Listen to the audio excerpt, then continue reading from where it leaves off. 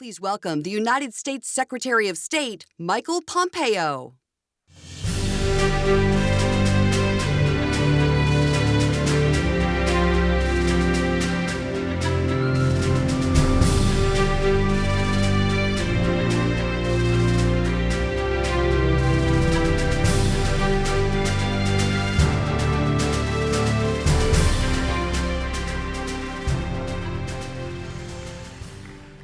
Wow, good evening, everyone. What a crowd. What a crowd. It's great to be here.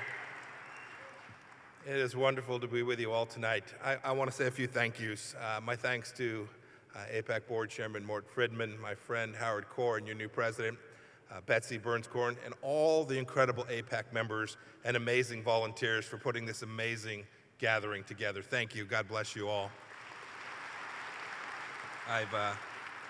I've been here a few times. When I was a member of Congress, I got to know the AIPAC team. They were relentless. I came to love them.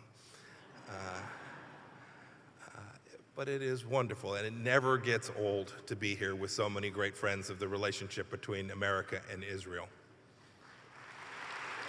You should know that there's no president and no administration that loves Israel more than President Trump and our team.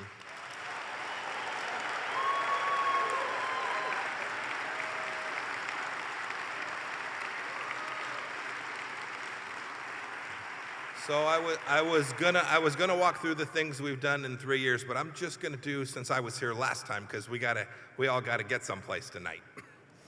So let's take a look at what I've done just since the last time I stood right here. We declared the common sense truth that the Israeli West Bank settlements aren't per se inconsistent with international law.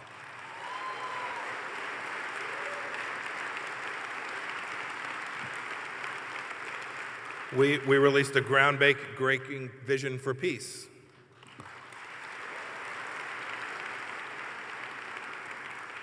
And President Trump took out one of the world's worst anti-Semites, the terrorist Qasem Soleimani.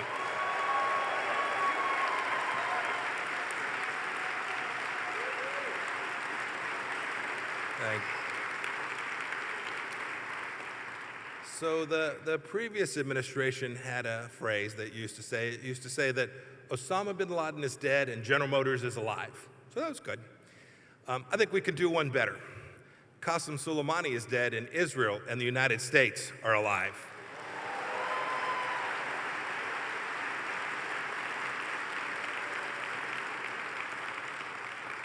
What's really important about that is that nations of the Middle East and the world are recognizing just how enduring Israel is. They're coming to recognize that the more the Middle East embraces Israel, the brighter their future will be. And that's what I want to focus on this evening.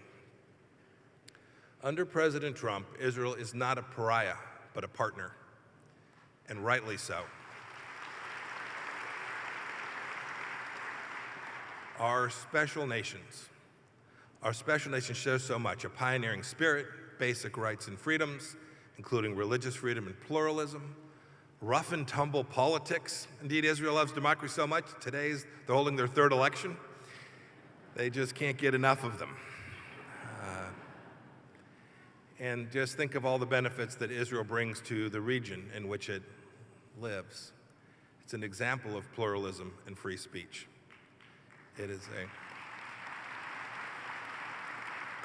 Israel brings a robust, free market, innovative economy where entrepreneurship is rewarded. And it is a unique place in that region, a place where all can worship freely without fear or favor.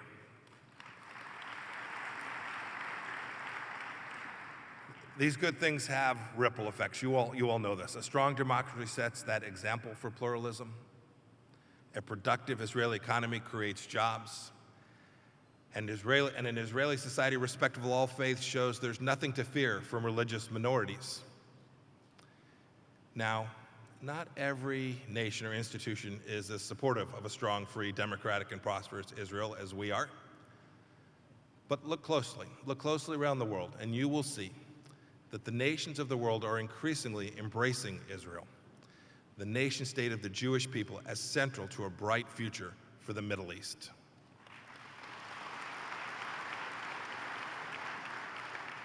In December, Prime Minister Boris Johnson announced plans for his government to pass an anti-BDS law.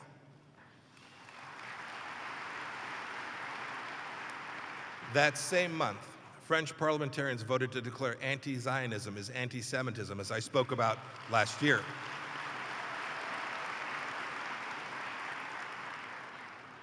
Greece and Cyprus have pursued a new energy partnership with Israel, as have Egypt and Jordan.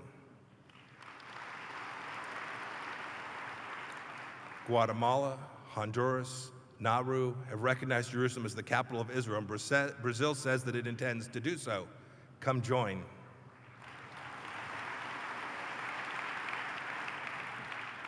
Look, too, at the budding trend in the Middle East. Israel's Gulf nations are warming to her. In 2018, Oman received Prime Minister Netanyahu for a visit. That very same year, the UAE played the Israeli national anthem, the Hope, at a judo tournament hosted in Abu Dhabi, not once, but twice.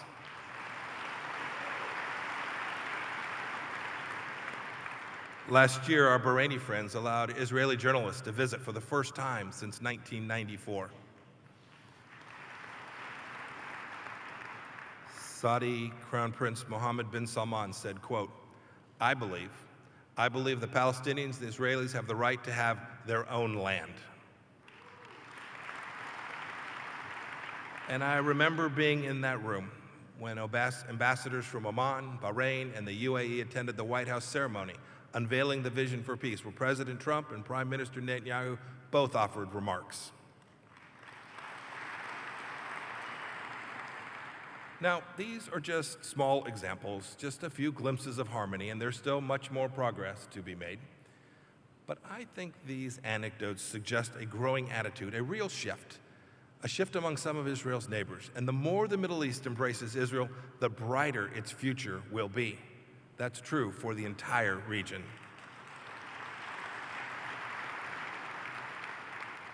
You know, as I said earlier, there are some around the world who still refuse to see Israel's shining example or respect Israel's rights as a nation.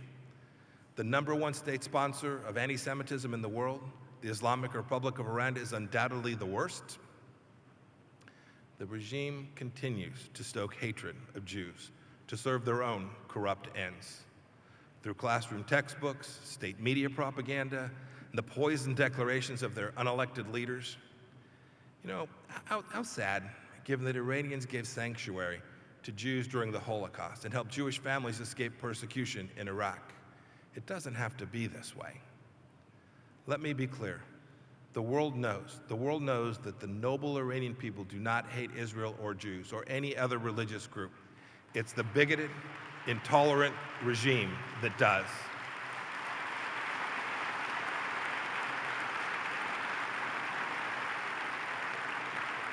And it is that regime and its views as the reason that President Trump said so clearly that Iran will never obtain a nuclear weapon while we're on watch.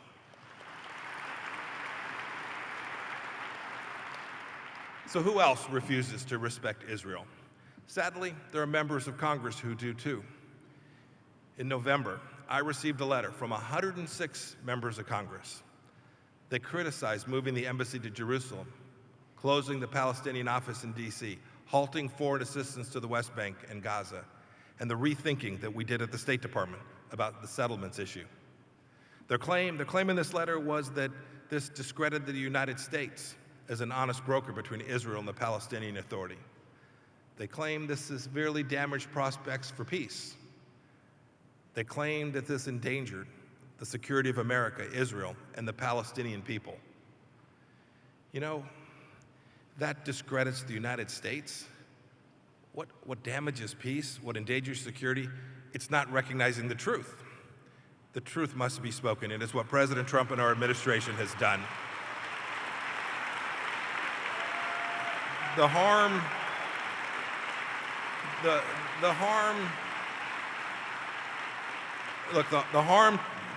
to Israel, the harm to the region, the harm to the relationship with the United States and Israel comes from denying that Jerusalem is the capital of Israel. By denying the closing of the Palestinian in Washington was 100% necessary following President Abbas's 2017 remarks at the UN. What damages and discredits the United States and our relationship with Israel is denying that Palestinian terrorism has been the real obstacle to peace.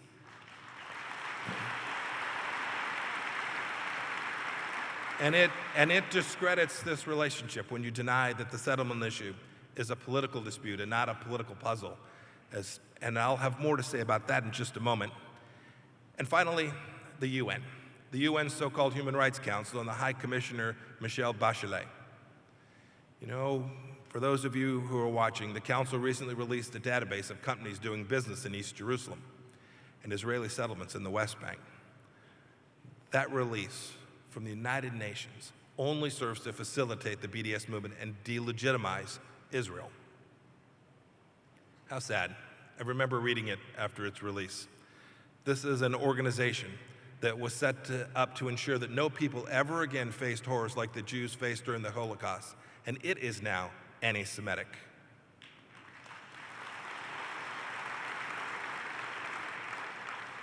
This administration was right when President Trump asked us to leave an international institution that grossly betrays its most fundamental mandate. My friends, President Trump and his team aren't standing for this nonsense. We know that the more the Middle East embraces Israel, the brighter their future will be. It's why we've taken action against those who would harm or weaken Israel.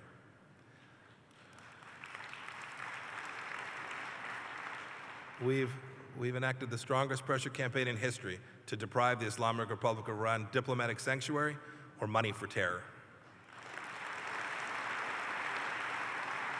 We rallied nations in our own hemisphere, here in the Western Hemisphere and in Europe, to declare Hezbollah a terrorist organization in its entirety. And we've had other nations now join us in banning Mahan Air that has flown around dangerous military actors, the Ayatollah's airline of choice, so that it can't move around weapons and fighters in the region that put Israelis at risk. On the settlements issue, we couldn't be more clear. We've concluded that the Obama administration's wrong approach did not help the peace process or prospects for peace. We worked, we got it right. We disavowed the Hansel Memo of the 1970s, which declared that civilian settlements beyond the Green Line were illegal, just as President Ronald Reagan had rejected that memo a few years after it was written. And let me remind you that no less than Senator Schumer said right here at AIPAC in 2018 that it's sure not the settlements that are the blockage to peace.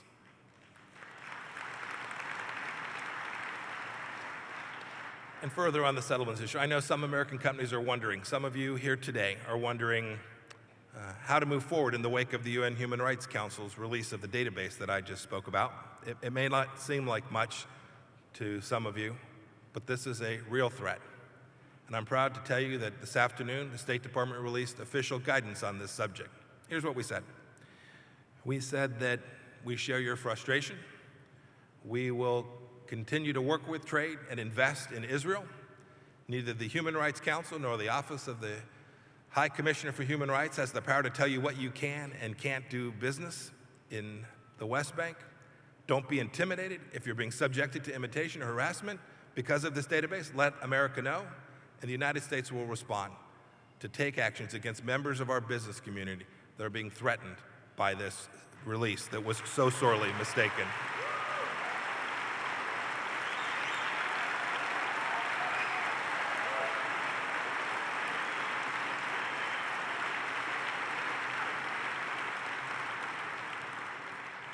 It's consistent with all that we have done.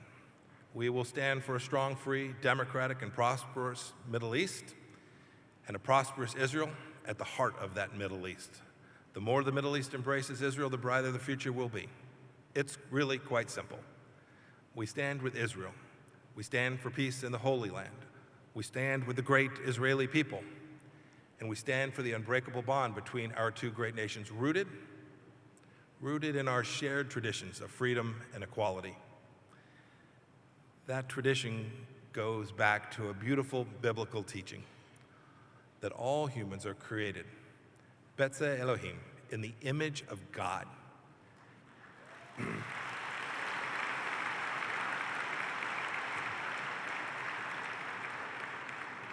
That matters, for it drives all that we do together. And I know that's what everyone here in attendance tonight believe. I know that it's what the members of AIPAC believe. It's what we all believe in. May God bless this great institution of AIPAC. May God bless Israel. And God bless these great United States of America. Thank you all.